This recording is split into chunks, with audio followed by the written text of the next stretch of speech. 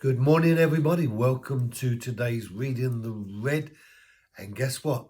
The rain has stopped and the sun is shining and it's even warmed up. It's incredible what God gives us as wonderful weather. Luke chapter 6 and verse 41. Why do you look at the speck that is in your brother's eye, but do not notice the log that is in your own eye? Why do you look at the speck?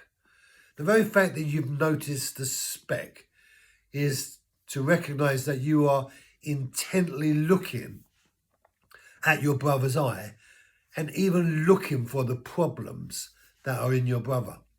And in fact, you're so focused on looking at the problems in other people that you're failing to see the reality of the problems that are in yours.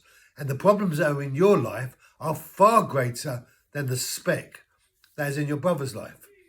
And this idea of seeing the problems in other people, it's a bit like the reality of our conscience reversing, as it were, away from ourselves and looking at the lives of other people. In fact, our conscience has become so manipulative that it refuses to see the problems in our own lives. I believe one of the things that Jesus saw within the religious structure of his time was this spirit of hypocrisy, which was operative amongst the Jewish nation, where the teachers of the law and the Pharisees, the scribes, they would make it difficult for the people, constantly burdening them. And this idea of burdening was to put new laws so that they would trip up, because they refused to look at the problems that they themselves were exercising.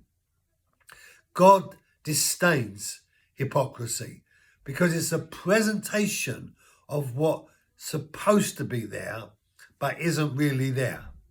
And when we're being false or double-minded or representing him but really deceiving others, we have stepped into a very negative place as it relates to how God sees the human race.